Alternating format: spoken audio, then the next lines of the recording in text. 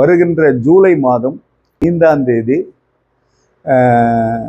கர்நாடக தமிழர்கள் நம் எல்லோரும் சேர்ந்து ஒரு சிறப்பான நிகழ்ச்சியாக இதுவரை கர்நாடக மாநிலத்திலே இல்லாத அளவுக்கு 7வது உலக திருக்குறள் மாநாட்டை புனித ஜோசப் பல்கலைக்கழகத்துடன் இணைந்து பெங்களூர் திருவள்ளுவர் சங்கமும் தாய்மொழி கூட்டமைப்பும் செய்வதாகத்தான் அறிவிப்பு.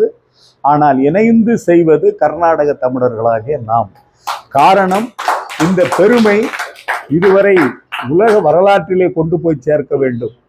கர்நாடக தமிழருடைய வரலாற்றிலே நாம் 7வது உலக திருக்குறள் மாநாடை உலகத்திற்கு பறைசாற்றி இந்த மாநாடை சிறப்பாக நடத்துவதன் மூலம் கர்நாடக தமிழர்களுடைய பெருமை பெறுவார்கள். இந்த பெருமையிலே எல்லோருக்கும் பங்கு உண்டு, எனக்கு மட்டும் இல்லை, எல்லோருக்கும் பங்கு உண்டு. இந்த பங்களிப்பிலே ஐயா முத்துமணிக்கு அதிகமாக பங்களிப்பு இருக்கிறது.